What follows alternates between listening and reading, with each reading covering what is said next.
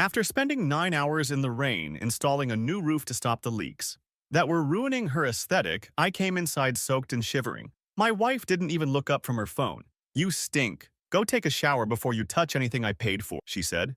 Then she added, loud enough for her sister to hear, "Sometimes I wish he'd fall off that roof and save me the trouble." I got angry and showered in silence. Last week, she called me 37 times.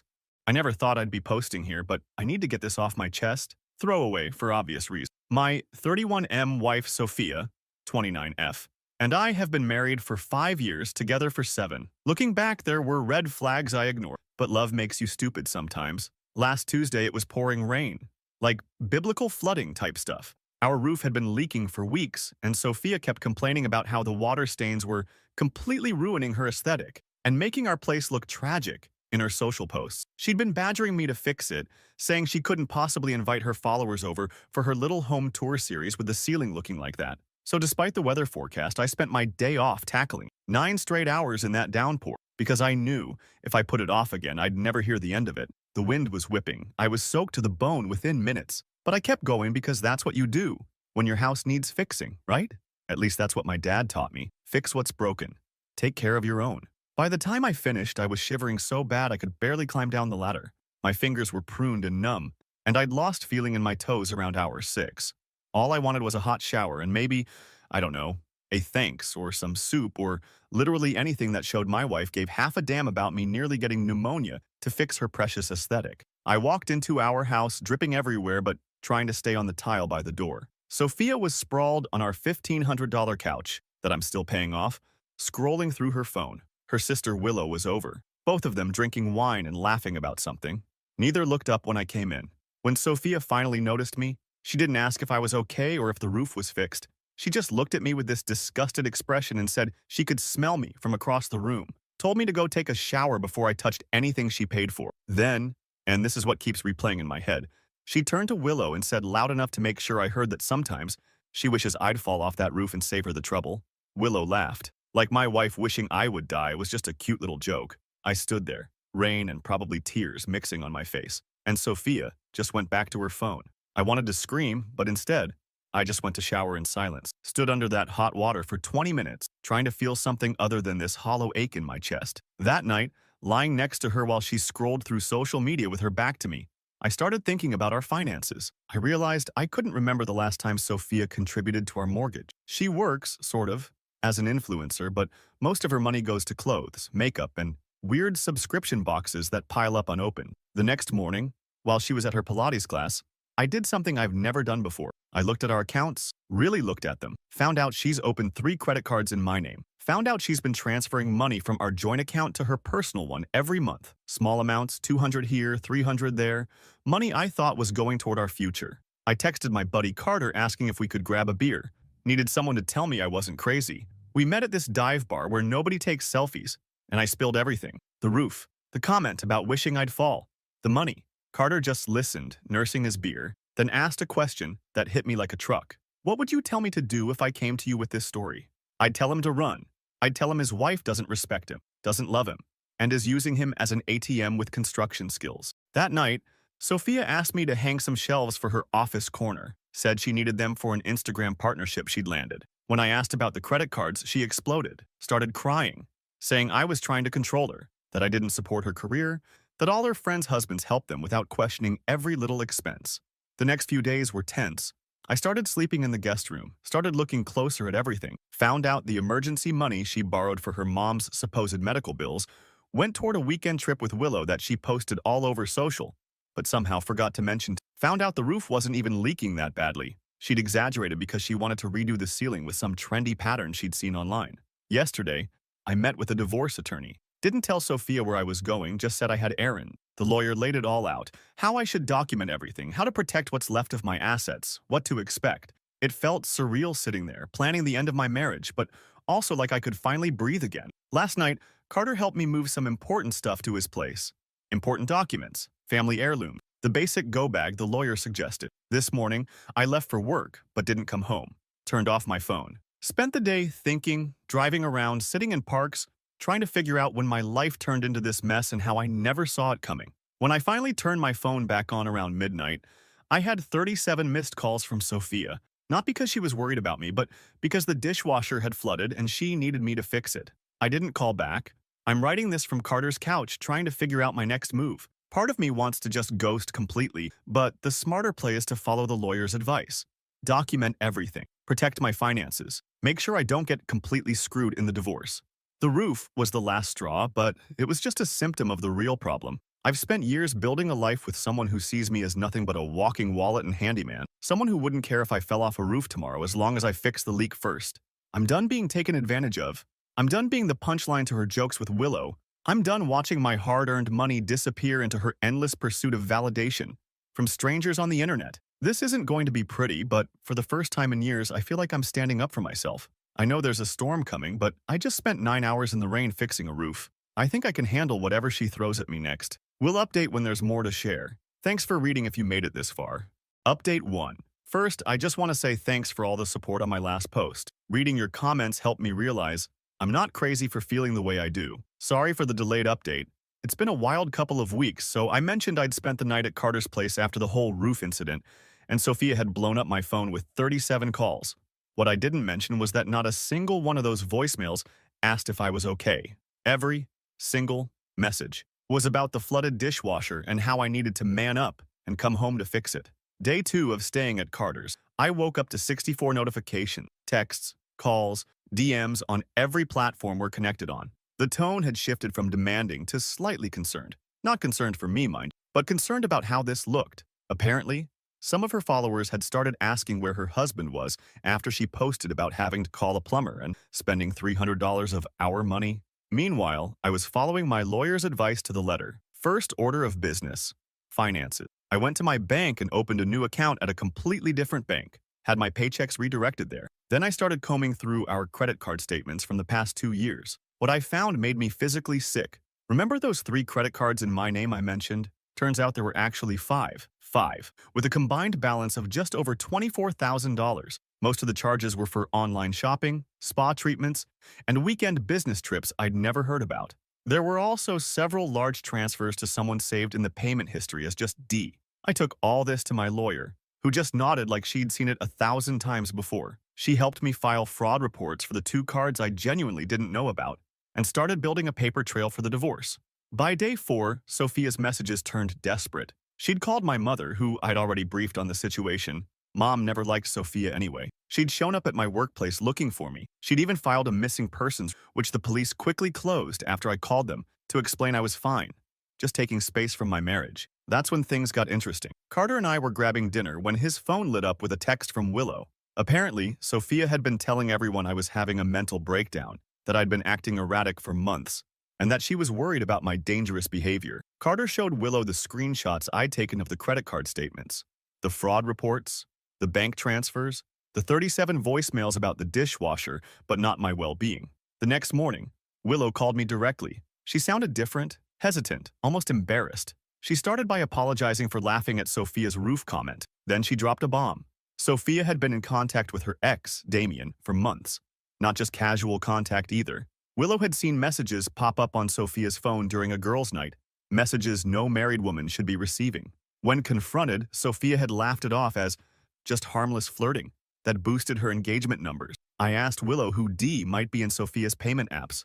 The silence before her answer told me everything. After a week of radio silence from me, while gathering evidence and getting my ducks in a row, I decided it was time to go home, not to reconcile, but to establish the new normal according to my lawyer's strategy. I needed to be in the house for legal reasons, needed to document our belongings, and honestly, I was tired of imposing on Carter.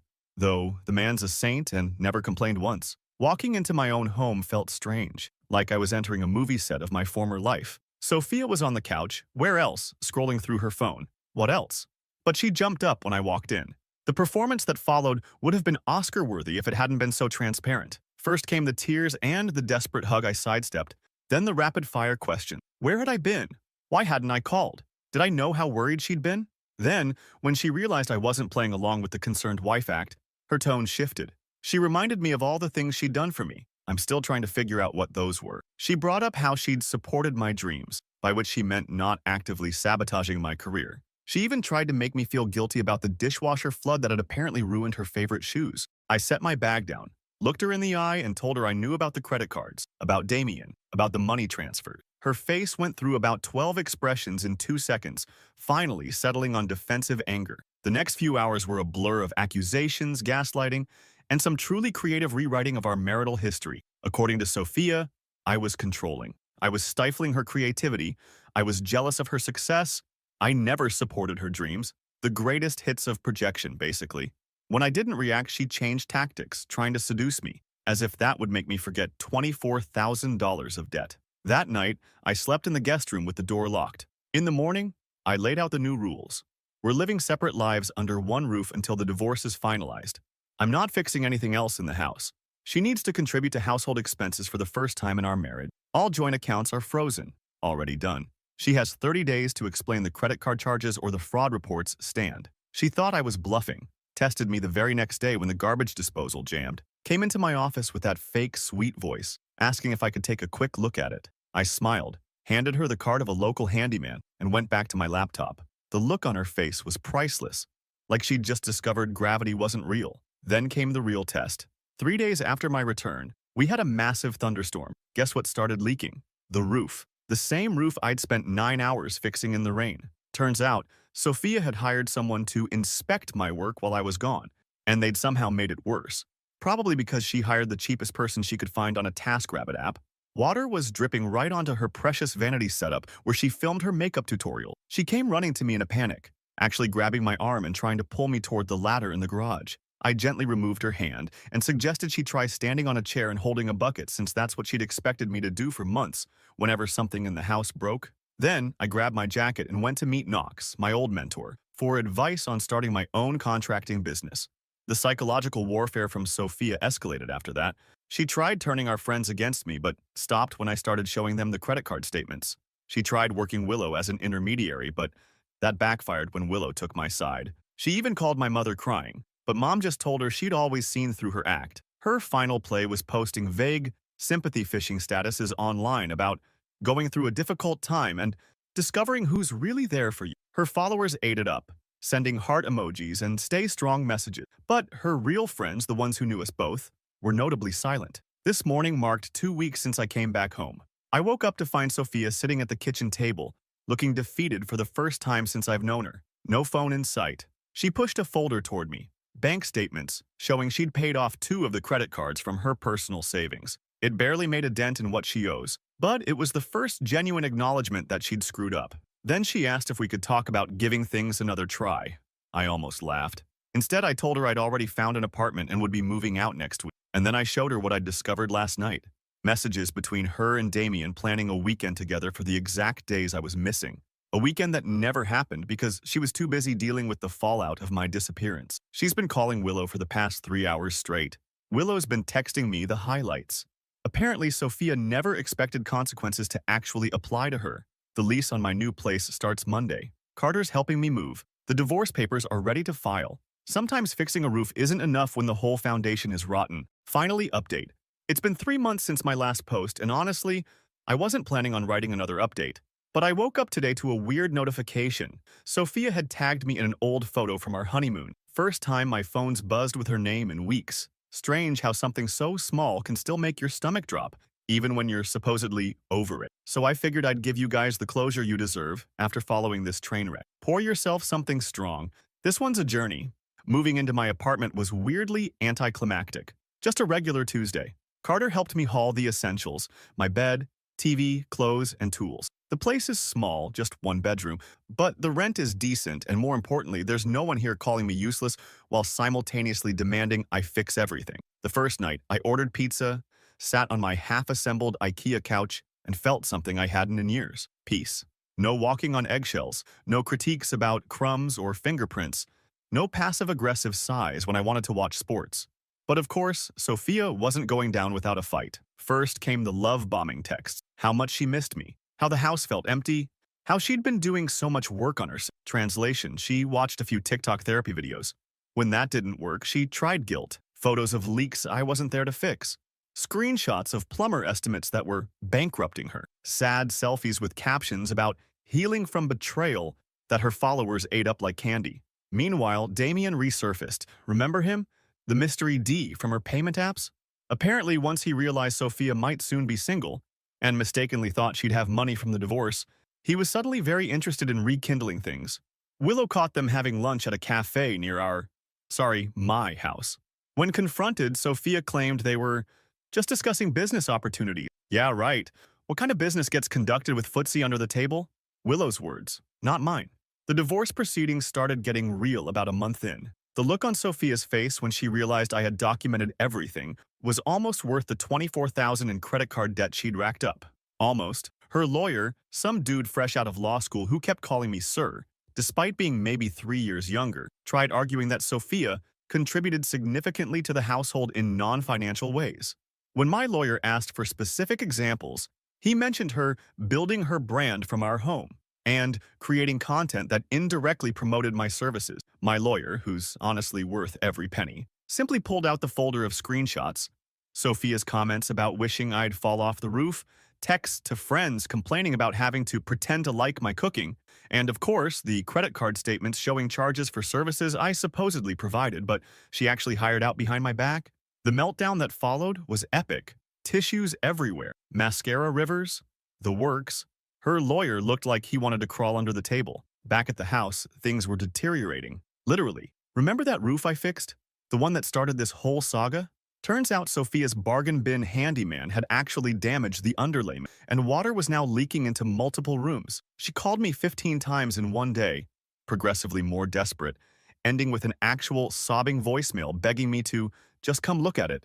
I sent Knox instead. He's semi-retired now, but still the best roofer I know. He quoted her $7,000 to fix it properly, about $6,000 more than she expected. According to Knox, she actually tried to flirt her way to a discount on my 62-year-old mentor, who's been happily married for 35 years, to a woman who could bench press both of us. The financial reality began hitting Sophia hard around week 6, with me no longer bankrolling her lifestyle, paying for all the household fixes, and covering the mortgage while she spent her income on clothes and makeup. She was suddenly drowning. Her career took a hit too. Turns out authentic content about divorce doesn't sell face creams, as well as aspirational couple goals posts.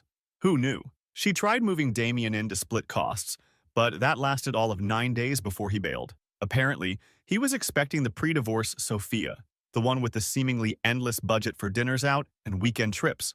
The real Sophia, the one who now had to check her bank balance before ordering takeout, wasn't nearly as appealing. 2 months in, we had our final settlement meeting. Sophia showed up looking different. Less makeup, simpler clothes, dark roots showing in her usually perfect blonde. For a split second, she looked like the girl I'd fallen for years ago, before the filters and fillers and facade. That glimpse of the real person underneath the influencer veneer almost made me falter. Almost. The terms were fair but firm. The house would be sold, debts divided equitably, meaning she took the credit card debt she created, and we'd split whatever was left from the house sale after the mortgage was paid. Given the housing market and the now extensive water damage, that wouldn't be much. She tried one last Hail Mary, claiming emotional distress and asking for more support. When that failed, she finally signed the papers. I thought that would be the end of it. Sign, separate, move on. But life's rarely that clean. Last week, I was at the hardware store picking up supplies when I literally bumped carts with Sophia. For a second, we just stared at each other like we were seeing ghosts. She looked tired. Not Instagram filter tired chic, but genuinely exhausted. Her cart held basic cleaning supplies, ramen packages, and a plunger. Mine had power tools and materials for a deck I'm building at Carter's place. We ended up grabbing coffee. Awkward doesn't begin to describe it. She stirred her drink for a solid minute before telling me the house was officially on the market, listed well below what we'd hoped due to the extensive repairs needed. She'd found a small studio apartment she could afford on her own. She'd gotten a part-time retail job to supplement her declining social media revenue. Then she said something I never expected. She apologized. Not a manipulative, self-serving apology, but a genuine acknowledgement that she'd treated me like crap, that she'd taken me for granted, that she'd focused so much on appearing perfect online, that she'd forgotten how to be decent offline. I didn't say much, just nodded and wished her luck. As we were leaving, she asked if I'd looked at any of her recent posts. I hadn't, had her blocked on everything since the divorce filed. She pulled up her profile and showed me her latest video. What I learned from my divorce, taking accountability. It had more views than anything she'd posted in months. Walking back to my car, I felt strange, not vindicated or smug, just released. Like I'd finally set down a weight I'd been carrying so long, I'd forgotten it was there. Yesterday, I finished a small roofing job for a single mom in my neighborhood. Nothing fancy, just patching some shingles damaged in the last storm. When I finished, she insisted on making me lunch, a simple sandwich and chips, eaten at her kitchen table while her kid showed me his Minecraft world. She didn't take a single photo of the fixed roof for social media, didn't mention how it would look on her feed, just smiled, said thanks, said these, and paid me fairly for honest work. As I was packing up my tools, my phone buzzed with a text from a number I didn't recognize. It was Willow. She wanted to let me know Sophia had finally come clean to their parents about everything. The credit cards, Damien, all of it. She'd moved into her studio and was actually trying to get her shit together for once. The text ended with Willow apologizing again for her part in everything and saying I deserved better than what they'd put me through. I closed my truck toolbox and looked up at the roof I'd just fixed. Solid work, no leaks, built to last. The kind of roof that doesn't need filters or followers or constant attention to do its job. Sometimes you have to tear down to rebuild. Sometimes what looks like destruction is actually the first step towards something better. I'm not saying I'm grateful for what happened. Those were 5 years of my life I can't get back. But I'm building something new now, something more weatherproof.